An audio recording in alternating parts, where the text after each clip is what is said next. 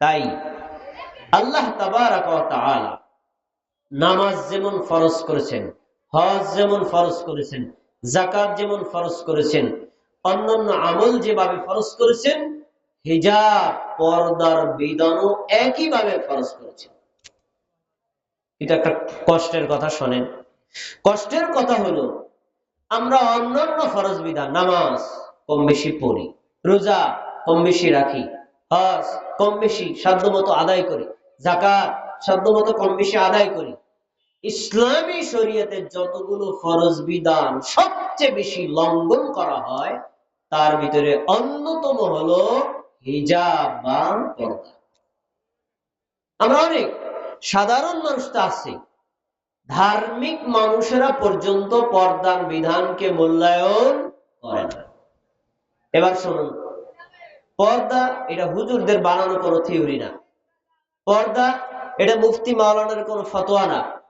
পর্দার বিধান ফরজ করেছেন কে? কথা বলেন দি, কে করেছেন? দলিল নেন। আল্লাহ করেছেন, তার দলিল। আল্লাহ তাআলা সূরাতুন নূর 30তম আয়াতে বলছেন, কুল লিল মুমিনিনা ইয়াগুদ্দু মিন আবসারিহিম। নবী তুমি মুমিন পুরুষদেরকে বলো, হে মুমিন পুরুষ, তোমরা পরনারী থেকে নিজেদের চক্ষুকে নিম্নগামী করে রাখো। ওয়াহফাজু ফুরুজাহুম, হে মুমিন পুরুষগণ, তোমরা তোমাদের লজ্জাস্থানের হেফাজত করো। এই কথা কার? তাহলে এই যে চক্ষু হেফাজত করতে বলেছেন, লজ্জাস্থান হেফাজত করতে বলেছেন, পর্দার বিধান পালন করতে গেলে এই দুইটা অন্যতম মাধ্যম। তাহলে এই দুইটা হেফাজতের নির্দেশ কার? আল্লাহ। তাহলে পর্দার বিধানটা স্বয়ং আল্লাহর কৃত ফরজ। খেয়াল করে শুনতে হবে। এই আয়াতে মুমিন পুরুষদেরকে আল্লাহ দুইটা বিষয় নির্দেশ করেছেন। এক, পরনারী দেখলে চক্ষু নিম্নগামী করো। দুই, নিজের লজ্জাস্থানকে হেফাজত করো। এরপরে 31তম আয়াতে যাও, ওইখানে আল্লাহ বলছেন, অকুল্লিল মুমিনাতি ইয়াগুদুদনা মিন আবসারিহিন্না। নবী তুমি মুমিন নারীদেরকে বলো, তারা যেন পরপুরুষ দেখতে নিজেদের চক্ষুকে নিম্নগামী করে রাখে। আগের আয়াতে পুরুষদেরকে চক্ষু নিম্নগামী করতে বলেছেন, এই আয়াতে নারীদেরকেও একই কথা বলেছেন। এরপরে বলেছেন ওয়াহফাজনা ফুরুজাহুন্না, তারা যেন তাদের চক্ষুকে নিম্নগামী করার পাশাপাশি লজ্জাস্থানকেও হেফাজত করে। এই কথা পুরুষদেরকেও বলেছেন। তাহলে এই দুইটা বিষয়ে পুরুষের যেমন নারীরাও তেমন। এবার নারীদের জন্য 4টি বিষয় আরো বাড়াইছেন আল্লাহ। এক, ওয়ালা ইউবদিনা যিনাতাহুন্না, হে মুমিন নারী, তুমি তোমার শরীরের, তোমার কণ্ঠের অথবা তোমাদের যে কোনো একটি বিষয়ের সৌন্দর্য পুরুষদের জন্য প্রকাশ করবা না। একটা বিধান আল্লাহ বাড়ালেন। তারপরে আল্লাহ রাব্বুল আলামিন বললেন, শোনো, ওয়ালিয়াদরিবনা বিখুমুরিহিন্না আলা জুয়ুবিহিন্না, হে মুমিন মা, হে মুমিন বোন, হে মুমিন কন্যা, হে মুমিন স্ত্রী, হে আমার প্রিয় বোন, তুমি শোনো। আল্লাহ বললেন, তোমরা যখন চলাফেরা করো, সাধারণ পোশাকের বাইরে বুকের উপরে আলাদা একটা ওড়না আর চাদর দিয়ে ঢেকে রাখো। এই কথাটা আল্লাহ পুরুষদেরকে বলেন নাই। তাহলে নারীদের জন্য বিধান কি বাড়তেছে না কমতেছে? বাড়তেছে।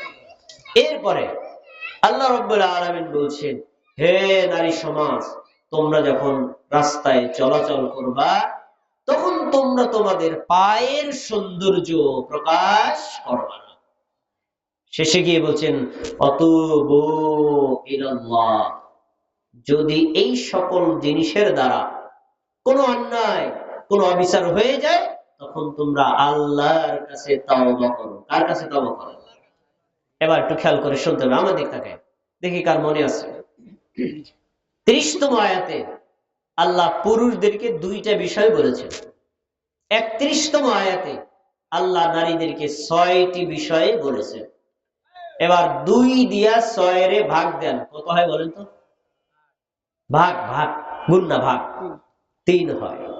এই 3 দ্বারা আমি কি বোঝাতে চাইলাম, 30তম আয়াতে আল্লাহ পুরুষদেরকে যতটুকু বিধান বলেছেন 31তম আয়াতে নারীদেরকে তার 3 গুণ বলেছেন। এর মানে হলো পর্দার বিধানের ক্ষেত্রে, হিজাবের ক্ষেত্রে একজন পুরুষ যতটুকু সতর্ক থাকবে, নারীকে তার চাইতে কমপক্ষে 3 গুণ বেশি সতর্ক। পর্দার বিধান পুরুষের জন্য আছে, নারীর জন্য আছে, কিন্তু পুরুষের চাইতে নারীর গুরুত্ব কম না বেশি? এজন্য প্রত্যেক মা আর প্রত্যেক বোনকে এই আয়াত থেকে শিক্ষা নিতে হবে, পরপুরুষ দেখলে আমি চক্ষু নিম্নগামী করে রাখবো। 2 নম্বর, নিজের লজ্জাস্থানের হেফাজত করব। 3 নম্বর, আমি চলাফেরা করার সময় বুকের উপর কোনো কাপড়, সেটা ওড়না হোক অথবা চাদর হোক, দিয়ে বুকটাকে ঢেকে রাখবো। তারপরে আমি যখন রাস্তায় চলাচল করব, আমার পা খুলে আমি রাস্তায় চলবো না, অথবা পায়ে এমন কোন আকর্ষণীয় অলংকার পরবো না যেটা পরপুরুষের প্রতি আকৃষ্ট করে, এমন কাজ করব না। এর দ্বারা যদি কোনো অন্যায় হয়, তাওবা করব কার কাছে? আল্লাহর কাছে। এবার আসুন, এখান থেকে আর একটা ভুল আমরা ভেঙে নিই। পর্দার বিধান সম্পর্কে যখন কথা বলি, মানুষের মধ্যে একটা মূর্ত ধারণা তৈরি হয়, মুসলমানদের মধ্যে একটা মূর্ত ধারণা তৈরি হয়। সে ধারণাটা কি? আজকে হুজুর মনে হয় নারীদের ব্যাপারে কথা বলবে, পুরুষদেরকে কিছু বলবে না। পর্দার কথা বললে কিন্তু এরকম একটা ধারণা আমাদের মনে হয়। এই ধারণাটি কি সঠিক না ভুল? ভুল। পর্দার বিধান শুধু নারীদের জন্যই ফরজ না, পর্দার বিধান নারীদের জন্য যেমন ফরজ, পুরুষদের জন্য। প্রমাণ একটু আগে যে আয়াত দিলাম, আল্লাহ 30তম আয়াতে পুরুষদেরকে বলেছেন, 31তম আয়াতে নারীদেরকে বলেছেন। তাহলে চক্ষু হেফাজত, লজ্জাস্থানের হেফাজত, পর্দার বিধান, এটা কি শুধু নারীদের জন্য না নারী পুরুষ উভয়ের জন্য? উভয়ের জন্য। এই জন্য একজন পুরুষকে আল্লাহর এই ফরজ বিধান পালনে যেমন সচেতন হতে হবে, নারীকে হতে হবে, তাহলে পুরুষের চাইতে নারী সচেতন আরো বেশি থাকবে। এবার চক্ষু হেফাজত আপনি কিভাবে করবেন? রাসূলুল্লাহ সাল্লাল্লাহু আলাইহি সাল্লামের একজন সাহাবী জারীর রাদিয়াল্লাহু আনহু, তিনি বলেন, আমি আল্লাহর নবীকে প্রশ্ন করলাম, আল্লাহ রাসূল সাল্লাল্লাহু আলাইহি সাল্লাম, আমি রাস্তা দিয়ে চলাচল করি, রাস্তায় তো বিভিন্ন মানুষ থাকে, একজন নারী আসতে পারে, থাকতে পারে, আমি যদি চক্ষু বন্ধ করে চলি, আমি তো রাস্তায় হাঁটতে পারবো, আমার করণীয় কি?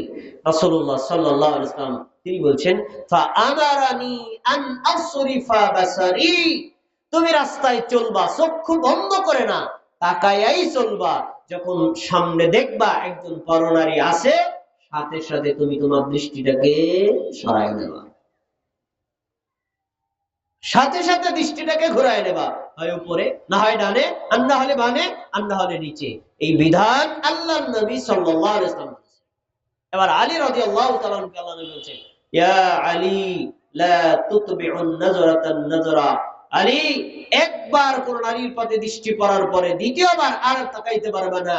ফালাইসা লাকাল উলা, একবার হলো তোমার জন্য বৈধ, আর ওয়ালাইসাত লাকাল আখিরা, দ্বিতীয়বার আর তার প্রতি তাকানো বৈধ। চোখের হেফাজত। হাদিস থেকে একটা কথা পাওয়া যায়, প্রথমবার তাকানো জায়েজ, এর পরের বার তাকানো নিষেধ। প্রথমবার তাকানো যেহেতু জায়েজ আছে, এর মানেটি এরকম যে আমরা একবার দৃষ্টি দিয়ে আর চক্ষু না পাজায় একটানা তাকায় থাকবো, অর্থটা কি এরকম না। এর অর্থ হলো রাস্তায় চলবো, যখন বুঝতে পারবো একজন নারী, সাথে সাথে চোখকে ঘুরায় নেবে।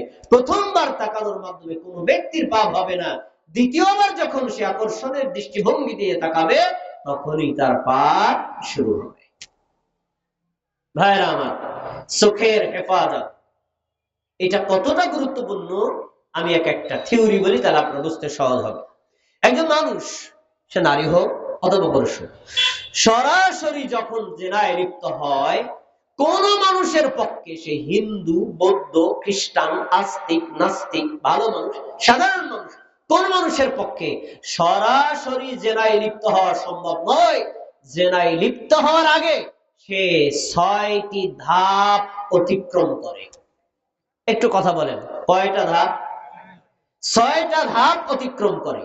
তো ইসলামী শরিয়ত এতটা মানব কল্যাণ সুলভ, এতটা বিজ্ঞানসম্মত, আল্লাহর নবী সাল্লাল্লাহু আলাইহি ওয়াসাল্লাম এই 6টা ধাপকেই ব্যারিকেড দিয়ে আটকাই দিয়েছেন। বলেন সুবহানাল্লাহ। দেখি আপনারা আমার কথা বুঝতে পারেন কিনা। 6টি ধাপ কি? এক, প্রথমে মানুষ চোখ দিয়ে দেখে, নারী কর্তৃক পুরুষকে দেখে, পুরুষ কর্তৃক নারীকে দেখে। নারীকে দেখার পরে বা পুরুষ কর্তৃক নারীকে, নারী কর্তৃক দেখার পরে একে অপরের প্রতি যখন আকর্ষণ জাগে, এটা হলো চোখের জেনা, প্রথম ধাপ। দ্বিতীয় ধাপ, ওয়াল উযুনান জিনাহুমাল ইস্তিমা। হাদিসের শব্দ বলছি, রাসূল সাল্লাল্লাহু আলাইহি ওয়াসাল্লাম বলছেন, কোন পুরুষ কর্তৃক নারীর কণ্ঠ আকর্ষণীয় ভাবে শোনা, এটা কিসের জেনা? কানের জেনা। অনুরূপ ভাবে ঘুরাইয়া বলেন, একজন নারী কর্তৃক একজন পুরুষের কণ্ঠ আকর্ষণীয় দৃষ্টিভঙ্গিতে শোনা, এটা হলো কানের জেনা। তাহলে প্রথম হলো চোখের স্টেপ, দ্বিতীয় হলো কানের স্টেপ, তৃতীয় ওয়াল লিসান জিনাহুল কালাম। মুখের আর জিহ্বার জেনা হলো কোন নারীর সাথে রসালো কথা বলা, কোন নারী কর্তৃক পুরুষের সাথে রসালো কথা বলা। তাহলে জিহ্বার আর মুখের জেনা আছে না নাই? 3টা ধাপ গেল। 4 নম্বর, হাতের জেনা। ওয়াল ইয়াদু জিনাহুল বাতুশ। হাতের জেনা হলো কোন পুরুষ কর্তৃক নারীকে স্পর্শ করা, কোন নারী কর্তৃক পুরুষকে স্পর্শ করা। হাতের জেনা আছে না নাই? 4র্থ নম্বর। 5ম নম্বর হলো পা। অর্রিজুলু জিনাহুল খুতা। পায়ের জেনা হলো কোন নারীর সাথে দেখা করার জন্য পায়ে হেঁটে যাওয়া, অথবা কোন পুরুষের সাথে দেখা করার জন্য পায়ে হেঁটে যাওয়া। তাহলে পায়েরও জেনা আছে না নাই? আছে। এবার 6ষ্ঠ, ওয়াল কলবু ইয়াহওয়া ওয়া ইয়াতামান্না। পুরুষ কর্তৃক নারীর প্রতি ঝুঁকে যাওয়া, মনে তাকে কাছে পাওয়ার প্রত্যাশা করা, আকাঙ্ক্ষা জাগা। অনুরূপ ভাবে নারী কর্তৃক পুরুষকে কাছে পাওয়ার আকাঙ্ক্ষা হৃদয়ে জাগ্রত হওয়া, এটা হলো অন্তরের জেনা। খেয়াল করে শুনুন, চোখের জেনা আছে না নাই? কানের জেনা আছে না নাই? হাতের জেনা আছে না নাই? মুখের জেনা আছে না নাই? পায়ের জেনা আছে না নাই? অন্তরের জেনা আছে না নাই? এই 6টা অঙ্গ দিয়ে যখন কোন পুরুষ, যখন কোন নারী জেনা করে, তখনই সে 7ম স্তরে যায়। আর ওটাই হলো চূড়ান্ত ভয়ঙ্কর জেনা। আল্লাহ রাসূল সাল্লাল্লাহু আলাইহি ওয়াসাল্লাম বলেছেন, ওয়াল ফারজু ইউকাযযিবুহু আও ইউসাদ্দিকুহু। এরপরে কোন নারী সরাসরি জেনায় লিপ্ত হয়, অথবা এরপরে কোন পুরুষ সরাসরি জেনায়। তাহলে কোন নারী আর পুরুষ কি সরাসরি জেনায় লিপ্ত হয় না 6টা ধাপ অতিক্রম করে? এখন আমরা যদি পর্দার বিধান মানতে চাই, জেনা থেকে বাঁচতে চাই, আমাদের এই 6টা বিষয়কে হেফাজত করতে হবে। 1, চোখের হেফাজত। 2, কানের হেফাজত। 3, হাতের হেফাজত। 4, মুখের হেফাজত। 5, পায়ের হেফাজত। 6, অন্তরের হেফাজত। 7ম, লজ্জাস্থানের হেফাজত। এই হেফাজত করে যারা সতীত্ব রক্ষা করবে, আল্লাহর নবী তাদের জন্য জান্নাতের গ্যারান্টি দিয়েছেন। বলেন সুবহানাল্লাহ। আমাকে প্রথমে বলেছিলেন রমজান বিষয়ে কথা বলার জন্য, পরে আবার হিজাব প্রসঙ্গে দেওয়া হয়েছে। একটু খেয়াল করে বলি, আসছে রমাদান। মানুষের জন্য রমাদান যতগুলো সওগাত, সুসংবাদ নিয়ে আসে, তার ভিতরে একটা বড় সুসংবাদ হলো পাপ ক্ষমা পাওয়া। সুবহানাল্লাহ। কিসের ক্ষমা? আমরা আমাদের পাপ ক্ষমা চাই নাকি চাই না? যদি আপনারা আপনাদের পাপ ক্ষমা পেতে চান, তাহলে রমাদান মাসে যে সুন্নাত সম্মত, ফরজ, ওয়াজিব, সুন্নাত, মুস্তাহাব সম্মত যতগুলো আমল আছে, প্রত্যেকটা আমল আপনি যদি যথাযথভাবে করেন, তাহলে আল্লাহর পক্ষ থেকে আপনার জন্য ক্ষমার সুসংবাদ। বলেন সুবহানাল্লাহ। যে পুরুষ, যে নারী, যার উপর দিয়ে রমাদান মাস চলে গেল, ক্ষমা করা হলো না, এই ব্যক্তির জন্য কি সুসংবাদ না দুঃসংবাদ? এই যে একজন আলেম আছেন, ওনারা মসজিদে আলোচনা করেন, দেখবেন রমজানের শেষ জুমাতে বলেন কি, রাসূল সাল্লাল্লাহু আলাইহি ওয়াসাল্লাম মিম্বারের উপর প্রথম তাকে উঠলেন, বললেন আমিন, দ্বিতীয় তাকে উঠলেন, বললেন আমিন, তৃতীয় তাকে উঠলেন, বললেন আমিন। সাহাবীরা বলছেন, আল্লাহ রাসূল, আজকে আপনি জুমার খুতবার জন্য মসজিদে ওঠার পরে, মিম্বারে ওঠার পরে তিনবার আমিন বললেন, এর আগে তো বলেন নাই, কারণগুলো কি? আল্লাহ নবী সাল্লাল্লাহু আলাইহি ওয়াসাল্লাম ব্যাখ্যা করে বলেছেন, প্রথমবার আমি কেমন আমিন বলেছি জানো? এজন্য বলেছি, যেই ব্যক্তির কাছে আমার নাম বলা হয় কিন্তু আমার উপর দরুদ পড়া না, ওই লোকটা ধ্বংস হোক। এই জন্য জিবরাইল আমাকে প্রস্তাব দিয়েছে, আমি বলেছি আমিন। তাহলে নবীর নাম শুনলে আমরা কি পড়বো? দরুদ। দরুদ একটা বড় একটা ছোট। ছোট দরুদের নাম হলো সাল্লাল্লাহু আলাইহি ওয়াসাল্লাম। বলেন তো সবাই সাল্লাল্লাহু আলাইহি ওয়াসাল্লাম।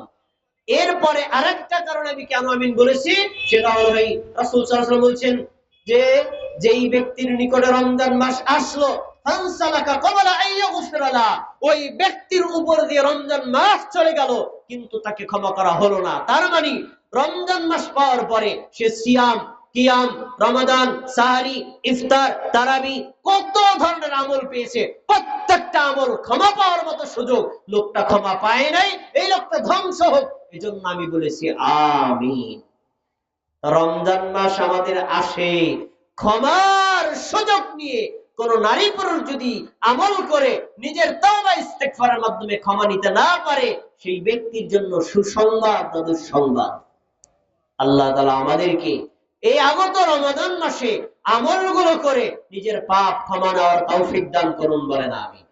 আমি এখন যে কথাটা বলতে চাচ্ছিলাম, যে আপনি যদি আপনার ক্ষমা নিয়ে জাহান্নাম থেকে মুক্তির প্রত্যাশা করেন, আপনি সব সময় মনে রাখবেন নবী সাল্লাল্লাহু আলাইহি ওয়াসাল্লাম আপনার জন্য ওয়ারেন্টি দিয়েছেন, গ্যারান্টি দিয়েছেন, পৃথিবীর যেই প্রান্তে বসবাস করুক একজন নারী একজন পুরুষ যদি দুইটা বিষয়কে হেফাজত করে, আল্লাহ নবী নিজ দায়িত্ব তাকে জান্নাতে প্রবেশ করায় দিবেন। সুবহানাল্লাহ।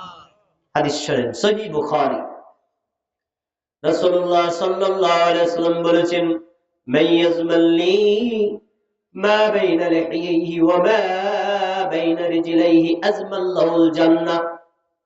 পৃথিবীর যেই প্রান্তে আমার উম্মত থাকুক, সে যদি নারী হয় অথবা পুরুষ হয়, সে যদি আমাকে দুইটা বিষয়ের গ্যারান্টি দেয়, দুইটা বিষয়ের ওয়ারেন্টি দেয়, এক নম্বর হলো দুই গালের মাঝখানের জায়গা। দুই গালের মাঝখানে কি থাকে? জিহ্বা বা মুখ। কি থাকে? মুখ। দুই গালের মাঝখানের জায়গার কেউ যদি গ্যারান্টি দেয়, দুই গালের মাঝখানের জায়গার গ্যারান্টির অর্থ কি? মুখ দিয়ে মিথ্যা কথা বলবে না, মিথ্যা সাক্ষ্য দিবে না, পরনিন্দা করবে না, পরচর্চা করবে না, চগলখড়ি করবে না, কাউকে গালি দিবে না, কারো উপর জুলুম করবে না, কাউকে কুপরামর্শ দিবে না। এক কথায় মুখ দ্বারা সে গুনার কাজ করবে না, মুখের হেফাজত করবে, মুখের গ্যারান্টি যে দিবে, এক নম্বর। দুই নম্বর, আমা বাইনা রিজলাইহি, যেই নারী যেই পুরুষ তার দুই পায়ের মাঝখানের জায়গার গ্যারান্টি দিবে। দুই পায়ের মাঝখানে থাকে লজ্জাস্থান। কি থাকে? নারীর জন্য একই কথা, পুরুষের জন্য একই কথা। যেই নারী যেই পুরুষ লজ্জাস্থানের গ্যারান্টি দিবে, লজ্জাস্থানের গ্যারান্টি মানে নিজের স্বামী ব্যতীত কোন পুরুষকে ব্যবহার করতে দিবে না, অথবা নিজের স্ত্রী ব্যতীত অন্য কারোর সাথে জেনায় লিপ্ত হবে না।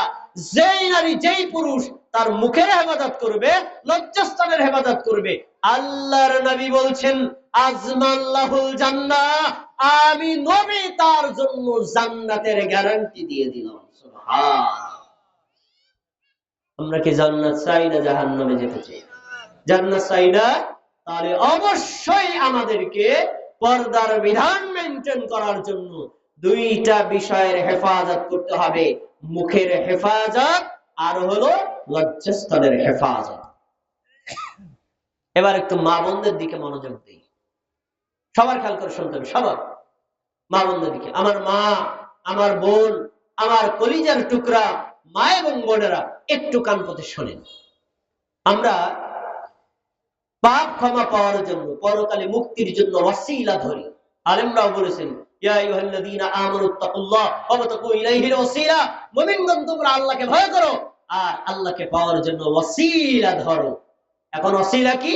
আমাদের দেশে কিছু মানুষ রসিলা বানাইছে, পীরের রসিলা, বুজুর্গ রসিলা, ল্যাংটা বাবার রসিলা, খাজা বাবার রসিলা, কবরের রসিলা, মাজারের রসিলা, এরপরে পীর সাহেবের স্যান্ডেলের রসিলা। এরকম রসিলা আমাদের দেশে মানুষ ধরে না, কে ধরে না? এগুলো সঠিক ওসিলা নয়, এগুলো হলো মিথ্যা শিরকি ওসিলা। সত্যিকারের ওসিলা কি? এক নম্বর, আল্লাহর গুণবাচক নামের ওসিলা। আল্লাহ, আপনার নাম হলো গফফার, ওই নামের ওসিলায় আমাকে ক্ষমা করেন। আল্লাহ, আপনার নাম হলো রাজ্জাক, ওই রাজ্জাক নামের ওসিলায় আমাকে রিজিক দান করেন। আল্লাহ, আপনার নাম হলো রহমান, ওই নামের ওসিলায় আমাকে রহম করেন। এটা হলো এক নম্বর ওসিলা। দুই নম্বর হলো নেক আমলের ওসিলা। কি বলেছি? সবাই বলতে হবে। কিসের ওসিলা? নেক আমলের ওসিলা। ভাইরা, একটু আগে আমরা কোন ওয়াক্তের নামাজ পড়ছি? এশার নামাজ। এই নামাজটা কি গুনার কাজ না নেকের কাজ? নেকের কাজ। এইভাবে আপনি ফরজ বা নফল যে কোনো নেক আমল করেন, ওই নেক আমলের ওসিলা দিয়ে কেউ যদি আল্লাহর কাছে দোয়া করে, আল্লাহ সাথে সাথে দোয়া কবুল করেন। সুবহানাল্লাহ। সাথে একটা গুরুত্বপূর্ণ পয়েন্ট বলছি, যেটা অনেকেরই মাথায় থাকে না। খেয়াল করে শুনুন, আমাদের তাকায় কথা শুনতে হবে। শুনুন, পাপ কাজ করতে গেছেন, পরে যখনই আপনার আল্লাহর কথা স্মরণ আসছে, না আল্লাহ নিষেধ করেছেন, ইসলামী শরীয়তে এটা বৈধ না, নবী নিষেধ করেছেন, করলে গুনাহ হবে, না করব না। যদি কোন লোক পাপ কাজ করতে গিয়ে ফিরে আসে, এই ফিরে আসাটা নেক আমল না বদ আমল? সবাই কি কথা বুঝতেছেন আমার? নেক আমল না বদ আমল? নেক আমল। এই অন্যায় কাজ করতে গিয়ে কেউ যদি ফিরে আসে, জেনা করতে গিয়ে কেউ যদি ফিরে আসে, এই ফিরে আসাটাও নেক আমল। এই নেক আমলের ওসিলা দিয়ে যদি কেউ আল্লাহর কাছে দোয়া করে, আল্লাহ সাথে সাথে দোয়া কবুল করেন। সুবহানাল্লাহ। দেখেন দলিল, রাসূলুল্লাহ সাল্লাল্লাহু আলাইহি ওয়াসাল্লাম পূর্ববর্তী জাতির তিনজন ব্যক্তির ঘটনা বর্ণনা করেছেন। আমি সংক্ষেপ করে বলছি, মূল কথাটা আপনাকে হাইলাইট করার জন্য। তিনজন ব্যক্তির ঘটনা বর্ণনা করেছেন। তিনজন ব্যক্তি রাস্তা দিয়ে চলছিল, পাহাড়ি এলাকা, প্রচন্ড ঝড় বৃষ্টি শুরু হয়েছে। ঝড় বৃষ্টি থেকে আত্মরক্ষার জন্য উমরা পাহাড়ের একটা গর্ত, মানে গুহার ভিতরে প্রবেশ করেছে। সহিহ বুখারীর বর্ণনা বলছি, নট গল্প, বাস্তব এবং বিশুদ্ধ হাদিস। তারা ঢোকার পরে পাহাড়ের উপর থেকে বিকট বড় আকারে একটা পাথর গড়াইয়া গড়াইয়া নামতে নামতে নামতে ওনারা যে গুহার ভিতরে ঢুকছে, এই গুহার মুখে গেছে, আটকায় গেছে। তৎকালীন সময় তো মোবাইল ছিল না, ফোন দিয়ে বলবো, নাজিমউদ্দিন ভাই আমি এই জায়গায় আটকায় গেছি, আপনারা আইসে আমাকে একটু বের করার চেষ্টা করেন। এই ফোনের সুযোগ ছিল? ছিল না। খেয়াল করে শুনুন, মা বোনেরা মনোযোগ দিয়ে শুনবেন। তো এখন আটকায় যাওয়ার পর তারা তিনজনে সর্বোচ্চ চেষ্টা করছে, কিন্তু পাথর 1 ইঞ্চিও নড়ে না, জীবন্ত কবর। ওনাদের মধ্যে একজন বুদ্ধিমান ব্যক্তি ছিলেন, তিনি বলছেন, শোনো, আমরা এই তিনজন এখানে আটকায় গেছি না, এই জায়গাতে এক আল্লাহর সাহায্য ছাড়া কোনোভাবেই বের হওয়া যাবে না। পয়েন্ট 1। 2 নম্বর, আল্লাহর সাহায্য যদি পেতে হয়, আল্লাহর কাছে সাহায্য চাওয়ার আগে আল্লাহর নিকটে একটা ওসিলা পেশ করলে দোয়া দ্রুত কবুল হয়। আর এই ওসিলা হলো, আমরা তিনজনে তালাশ করে দেখি তো জীবনে এমন কোন আমলকে করেছি যা শুধু আল্লাহর জন্য, ওই আমলের ওসিলা দিলে আল্লাহ কবুল করবে। তিনজনে চিন্তায় পড়ে গেছে, তিনজনে 3টা আমল পেয়েছে। বড় ঘটনা, সংক্ষেপ করে বলছি, শুধু একটা ঘটনা 2-3 ঘন্টা বলা যায়, আমি সংক্ষেপ করে বলছি। একজন ব্যক্তি বলছেন, আমি একটা নেক আমল পেয়েছি। কি পেয়েছেন? তিনি বলছেন, আমার এক চাচাতো বোন ছিল, দেখতে অনেক সুন্দরী, আমি তার সাথে বারবার কথাবার্তা বলে একটা সুসম্পর্কে গড়ে নিলাম। এক পর্যায়ে আমার চাচাতো বোনকে আমি জেনার প্রস্তাব দিলাম। চাচাতো বোন বলল, আমি তোমার সাথে জেনা করতে রাজি না, তবে তুমি যেহেতু প্রস্তাব দিছই, আমার একটা শর্ত মানলে আমি রাজি আছি। কি? তোমাকে আমার এই জেনা করার জন্য 1000 দিনার দেওয়া লাগবে। এতগুলো দিনার মানে স্বর্ণ মুদ্রা তুমি দাও, তাহলে আমি তোমাকে জেনা করতে দিব। অনেক কষ্ট করে সংগ্রহ করে তাকে এই দিনারগুলো দিলাম। এই না, তুমি শর্ত করছিলে না, তোমার শর্ত পূরণ করছি, এখন আমাকে জেনা করার সুযোগ দাও। সবাইকে আমার কথা শুনতেছেন?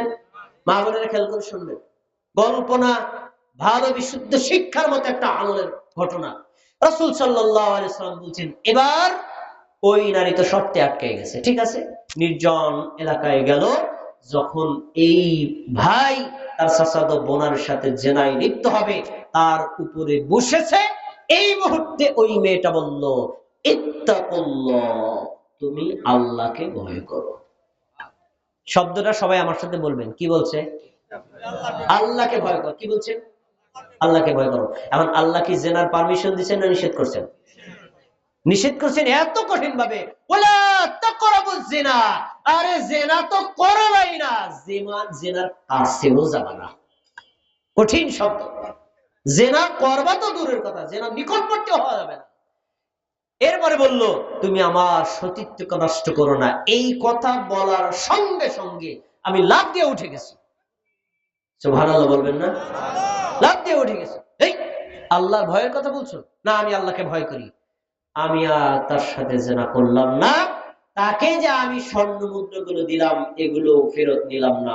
এবার গুহার মধ্যে থেকে সে আল্লাহর কাছে দোয়া করছে, আল্লাহ, আপনি যদি জানেন সেই দিন আমি জেনা করলে পৃথিবীর কেউ আমাকে ঠেকাতে পারতো না, এক আল্লাহ আপনার ভয়ে আমি সেদিন জেনা করি নাই, আর জেনার জন্য যে টাকাগুলো দিয়েছিলাম আপনার ভয়ে আমি টাকাগুলোও নেই নাই। আল্লাহ, ওই আমলটা যদি একমাত্র আপনার জন্য করি, তাহলে আজ আমরা বিপদগ্রস্ত হয়েছি, পাহাড়ের গুহায় আটকে গেছি, আপনি গায়েবী ভাবে আমাদেরকে সাহায্য করুন। বলেন সুবহানাল্লাহ। ওনার দোয়া করাও শেষ, পাথরটা একটু ফাঁক হয়ে গেল। সুবহানাল্লাহ বলেন, পাথর সরাই দিয়েছে কে? দোয়া কবুল হয়েছে না হয় নাই? কিসের ওসিলা দিয়েছেন? নেক আমলের। কিসের ওসিলা? আমি শুরুতে বলেছিলাম, অন্যায় কাজ করতে গিয়ে ফিরে আসা নেক আমল, এটা গুরুত্বপূর্ণ নেক আমল। আজকে মা বোনদেরকে মনোযোগ দিয়ে বলছি, কেউ যদি জেনার প্রস্তাব দেয়, আপনি যদি আল্লাহর ভয়ে নিজের সতীত্ব রক্ষা করেন, জেনা থেকে বিরত থাকেন, কোন সময় জেনার দ্বারের কাছে না যান, আল্লাহর খুশির জন্য আপনি এই কাজ করেন, যে কোনো সময় বিপদগ্রস্ত হয়ে আল্লাহর কাছে সাহায্য চাইলে আল্লাহ সাহায্য করবেন নাকি করবেন না? এই একটা দলিল গেল। আর একটা দলিল, রাসূলুল্লাহ সাল্লাল্লাহু আলাইহি ওয়াসাল্লাম বলেছেন, এটাও সহিহ বুখারীর হাদিস, ইব্রাহিম আলাইহিস সালাতু ওয়াস সালামের স্ত্রী ছিল নাম সারা আলাইহিস সালাম। তিনি হিজরত করে ফিলিস্তিন থেকে অন্য এলাকায় চলে যাচ্ছেন। যে এলাকা দিয়ে যাচ্ছেন ওই এলাকায় একজন রাজা ছিল লম্পট, এক কথায় জেনাকারী। তাকে বলা হলো, একজন ব্যক্তি রাস্তা দিয়ে সুন্দরী একটা নারী নিয়ে যাচ্ছে, আপনি ইচ্ছা করলে তার সাথে দর্শন করতে পারেন, আপনি তো একজন স্বৈরাচারী রাজা, কে ঠেকাবে? বলতে, ডেকে নিয়ে আসুন। আমি এটাও সংক্ষেপ করে বলছি, ডেকে নিয়ে আসুন। ডেকে নিয়ে আসার পরে সারাকে দেখে সে পাগল হয়ে গেছে, এত সুন্দরী নারী, তাকে জেনা না করে ছেড়ে দেওয়া যায়? সবাই আমার কথা শুনতেছেন? খেয়াল করে শুনবেন, অন্যদিকে তাকালে আপনারা বুঝতে পারবেন না। এত গুরুত্বপূর্ণ পয়েন্ট এই ঘটনার মধ্যে, যা অন্যদিকে তাকালে শোনা যাবে না। খেয়াল করুন, এবার তার সাথে জেনা করবে। এবার রাজা যখন তার সাথে জেনা করার জন্য হাত বাড়িয়েছে, সারা দেখলো উনি হলো এলাকার রাজা, পুলিশ, বিজিবি, র্যাব, আর্মি সবই তো ওনার কথা শুনে, আমার তো কোনো শক্তি নেই, আমাকে রক্ষা করবে কে? একজনই রক্ষা করা আছে, তিনি কে? তখন আল্লাহর কাছে সাহায্য চাওয়া লাগবে না? আল্লাহর কাছে সাহায্য চাওয়ার পয়েন্ট তিনি জানতেন, তিনি একজন নবী এবং রাসূলের স্ত্রী ছিলেন। তিনি বলছেন, রাজা, আপনি আমাকে একটু ওযু করার সুযোগ দিবেন। তা করো। 2 রাকাত নামাজ পড়ার সুযোগ দিবেন, পড়ো। ওযু করলেন, 2 রাকাত নামাজ পড়লেন। নামাজ পড়ার পরে উনি আল্লাহর কাছে হাত তুলে দোয়া করতেছেন। দোয়ার শব্দটা আমি আপনাদেরকে বলবো এবং সবাই খেয়াল করে শুনবেন। তিনি বলছেন, আল্লাহুম্মা ইন কুনতু আমানতু বিকা, হে আমার আল্লাহ, আপনি যদি জানেন আমি আল্লাহর আপনার উপরে ঈমান এনেছি। কার উপরে ঈমান? আপনারা কি আল্লাহর উপরে ঈমান আনছেন? নাজিমউদ্দিন ভাই আমাকে ইঙ্গিত করেছিলেন, আমল কবুলের শর্ত সম্পর্কে একটু কথা বলবেন, ঈমানের গুরুত্ব সম্পর্কে একটু কথা বলবেন। ভাইরা আমার, আগত রমজান মাস, আপনাদেরকে অনেকবার আলেমরা হাদিস শুনিয়েছেন, আমি একটু মনে করায় দিই। عن أبي هريرة رضي الله عنه أنه قال قال رسول الله صلى الله عليه وسلم من صام رمضان إيمانا واحتسابا غفر له ما تقدم من ذنبه। রাসূল সাল্লাল্লাহু আলাইহি ওয়াসাল্লাম বলেছেন, যেই ব্যক্তি রমজান মাসের রোজা রাখবে ঈমানের সাথে, সবাই শব্দটা বলেন, কিসের সাথে? 2 নম্বর, ওয়াহতিসাবান, নেকির আশায়। কিসের আশায়? এই দুইটা শর্ত মনে রাখেন। 1 নম্বর ঈমান থাকতে হবে, 2 নম্বর আল্লাহর খুশির জন্য নেকির আশায় রোজা রাখতে হবে। এই দুইটা শর্ত যদি থাকে, গফির আল্লাহু মা তাকাদ্দামা মিন যামবিহি, সে নারী হোক পুরুষ হোক, সে বাঙালি কোনো লোক হোক রাজার লোক হোক, সে ছোট হোক আর নারী হোক আর পুরুষ হোক, আল্লাহ তার পিছনে সব পাপ ক্ষমা করে দিবে। সুবহানাল্লাহ। তাহলে রমজান মাসে পাপ ক্ষমা চাইতে হলে রোজা রাখতে হবে। রোজা রাখতে গেলে ঈমান লাগবে নাকি লাগবে না? ঈমানবিহীন রোজার কোনো মূল্য নাই, ঈমানবিহীন নামাজের কোনো মূল্য নাই, ঈমানবিহীন হজের কোনো মূল্য নাই, ঈমানবিহীন যাকাতের কোনো মূল্য নাই। ঈমান যদি থাকে আপনার আমলও ঠিক থাকবে। ঈমান ছাড়া আমল দিয়ে পরকালে কোনো নেকি পাওয়া। এজন্য সারা বলছেন আল্লাহুম্মা ইন কুনতু আমানতু বিকা, আল্লাহ আপনি যদি জানেন আমি আপনার উপর ঈমান এনেছি। 1 নম্বর। ওয়াবি রাসূলিকা, আপনার রাসূল ইব্রাহিমের উপর ঈমান এনেছি। তখনকার রাসূল ছিলেন ইব্রাহিম, মানে তার নিজের স্বামী, তার উপর ঈমান এনেছি। 3 নম্বর, আমার মা, আমার বোন, আমার কন্যা, আমার স্ত্রী। একটু খেয়াল করে শুনুন, একটু খেয়াল করে শুনুন, পরের পয়েন্টটা কত গুরুত্বপূর্ণ। তিনি বলছেন ওয়া আহসানতু ফারজি, আমি আমার লজ্জাস্থানকে হেফাজত করেছি। বলেন সুবহানাল্লাহ। লজ্জাস্থান কেমনে হেফাজত হয় এই শব্দটাও তিনি বলেছেন। আমি এই লজ্জাস্থান আমার স্বামী ব্যতীত অন্য কাউকে ব্যবহার করতে দেই নাই। কোন নারী যদি তার সতীত্বকে হেফাজত করে, জিনা থেকে আত্মরক্ষা করে, স্বামী ব্যতীত অন্য কাউকে ব্যবহার করতে না দেয়, স্বামী দূরে থাকলেও ধৈর্য ধারণ করে, এই নেক আমল আল্লাহর দরবারে এত গুরুত্বপূর্ণ, এত গুরুত্বপূর্ণ।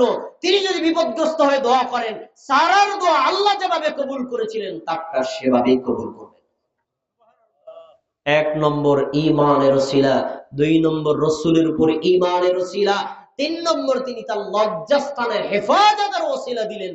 এরপরে তিনি বলছেন আল্লাহ এই 3টি কাজ যদি আপনার জন্য করি, আমি যদি জিনা থেকে আত্মরক্ষা করি আপনার জন্য, ফালা তুসাল্লিত আলাইয়াল কাফির, আজকে এই বেঈমান, এই কাফের, এই স্বৈরাচারী শাসক যে আমার সাথে জিনা করতে চায়, আমার সতীত্ব নষ্ট করতে চায়, আমার সম্মান নষ্ট করতে চায়, আপনি আমার সাথে জিনা করার সুযোগ তাকে দিবেন না।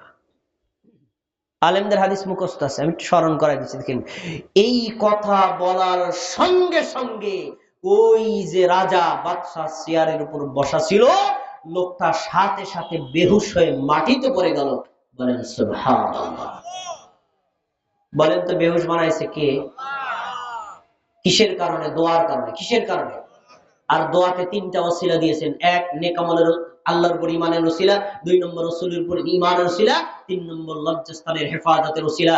আমার সামনে যারা ভাইরা আছেন শুনেন, আপনি যদি আপনার জীবনের এই জিনা থেকে আত্মরক্ষা করেন, নিজের সম্মানকে রক্ষা করেন, আমার মা বোন শুনেন, আপনি যদি জিনাকে থেকে নিজেকে আত্মরক্ষা করেন, নিজের সম্মানকে রক্ষা করে চলেন, আপনি যে কোনো সময় বিপদগ্রস্ত হলে সারা আলাইহিস সালাম যেভাবে আল্লাহর সাহায্য পেয়েছেন আজকে আপনি পাবেন, এবং জান্নাতও আপনার জন্য আল্লাহ প্রশস্ত করে দিবেন। এবার আমি একটা হাদিস বলবো, হাদিসটা খুবই চমৎকার, এত চমৎকার যে এইটাকে আমরা আমাদের মা বোনদের জন্য একটা ব্রেকিং নিউজ বলতে পারি। ব্রেকিং নিউজ, একটা গোল্ডেন চান্স, সোনালী সুযোগ, যে সুযোগ কোন পুরুষ জাতির কাউকে দেওয়া হয় নাই। হাদিসটা বলার আগে আমি আপনাদের একটা প্রশ্ন করব, বুঝে শুনে উত্তর দিবে। জান্নাতে যাওয়া নারীদের জন্য সহজ না পুরুষদের জন্য সহজ? বুঝে শুনে বলতে হবে। জান্নাতে যাওয়া নারীদের জন্য সহজ না পুরুষদের জন্য সহজ? অনেকে সঠিক উত্তর দিতে পারছে। জান্নাতে যাওয়া নারীদের জন্য সহজ আর পুরুষদের জন্য কঠিন। কেন? পুরুষরা বাইরে ভিতরে 2 জায়গায় কাজ করে, তাদের কর্মক্ষেত্র বেশি, অনেক সেক্টরে তার দায়িত্ব পালন করে এবং দায়িত্বের হিসাব দেওয়া লাগে। নারীদের দায়িত্বের পরিধি কম, তারা ঘর মেনটেন করে। এখন কাউন্টার প্রশ্ন, জান্নাতে নারী বেশি না পুরুষ বেশি? হাদিসে রাসূল সাল্লাল্লাহু আলাইহি ওয়াসাল্লাম বলেছেন, আমাকে আল্লাহ তাআলা জান্নাত দেখাইতে নিলেন, আমি দেখলাম জান্নাতের অধিকাংশই পুরুষ। জাহান্নাম দেখাতে নিলেন, দেখলাম অধিকাংশই হলো নারী। এই হাদিস শোনানোর পরে মা বোনরা সাথে সাথে প্রশ্ন, ইয়া রাসূলুল্লাহ, আল্লাহ রাসূল কেন? কারণ কি? আমরা কি দোষ করছি? জান্নাতে আমরা কম, পুরুষরা বেশি, আমাদের অপরাধ কি? রাসূল সাল্লাল্লাহু আলাইহি ওয়াসাল্লাম দুইটা অপরাধ তুলে ধরেছেন। এক, তুকসিরনাল লানা ওয়া তাকফুরনাল আশির। আমার মা, আমার বোন, আমার কন্যা, আমার স্ত্রী, শোনো, তোমরা জাহান্নামী কেন? এক নম্বর, তোমরা স্বামীর অকৃতজ্ঞতা প্রকাশ করো। তোমার স্বামী একজন রিকশা চালক, সকালবেলা রিকশা নিয়ে বের হয়, সন্ধ্যা সময় আসে, দিনের বেলা যখন রিকশা চালায় তার নিজের মাথার ঘাম ঝরতে ঝরতে পা পর্যন্ত পড়ে যায়। সারা দিন রিকশা চালায় 1000 টাকা ইনকাম করে, 1000 টাকা তার সারাদিন খেতে লাগে না, কিন্তু তোমার পিছনে ব্যয় করে, তোমার সন্তানের পিছনে ব্যয় করে। এত কিছু করার পর কয়, রিকশা চালকের কাছে বিয়ে হয়েছে, জীবনে ভালো মানের একটা শাড়ি পাইলাম না। এমন অকৃতজ্ঞতা জানানোর নারী আমাদের সমাজে আছে না নাই? এই কথা বললে স্বামী অনেক শান্তি পায় না?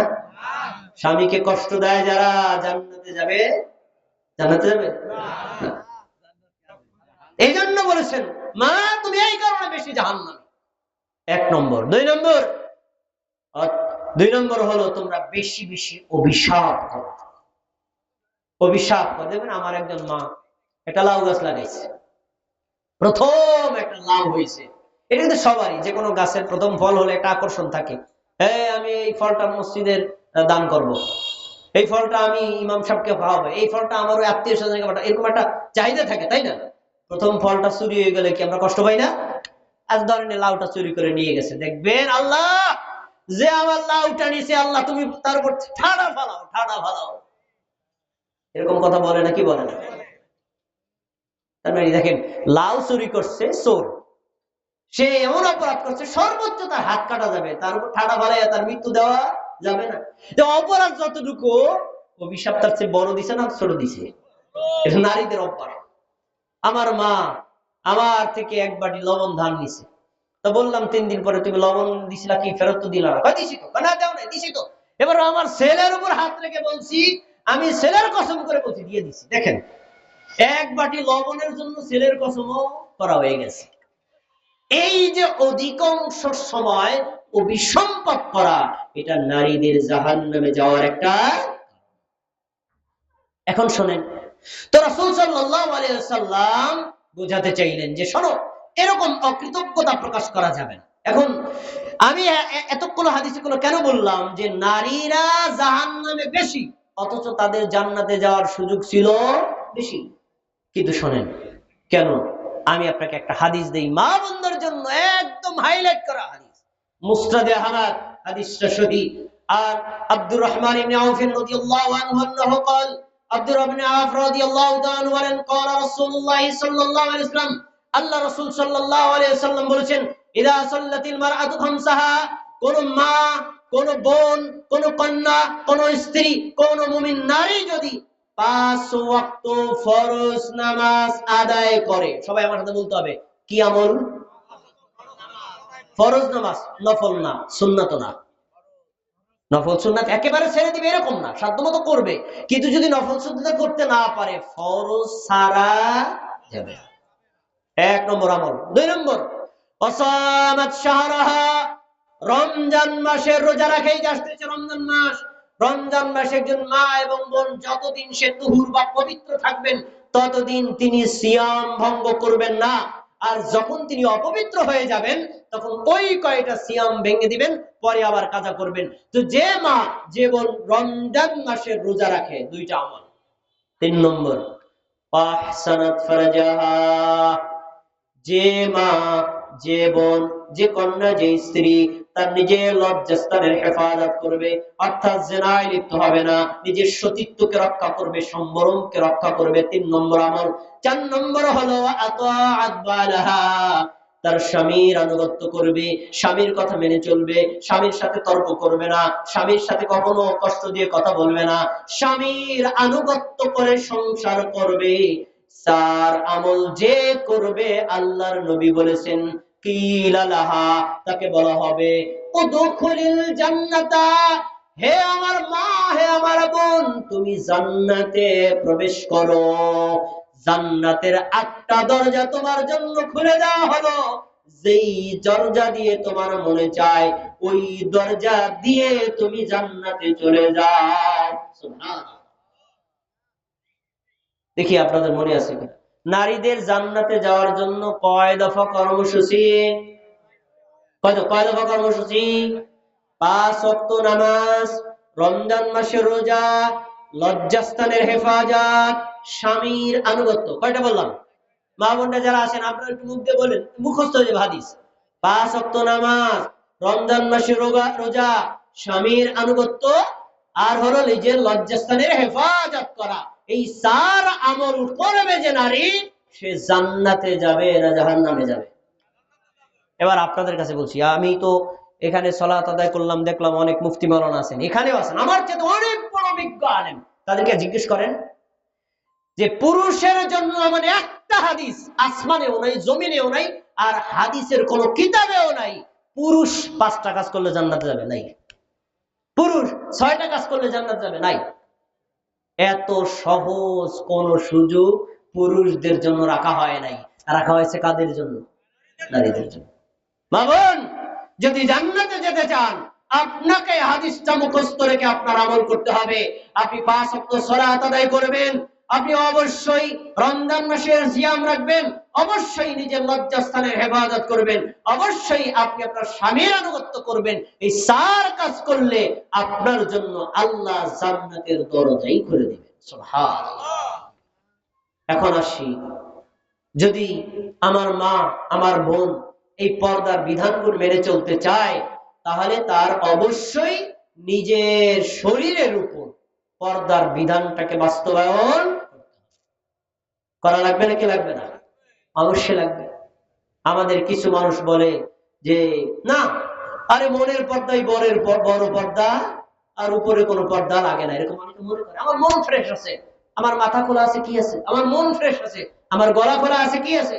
আমি পুরুষদের সামনে গেলে কি হয়েছে? আমি কোনো পুরুষের সাথে জেনা করার জন্য যাই না। এরকম কথা বলে এড়িয়ে যাওয়ার কোনো সুযোগ নাই।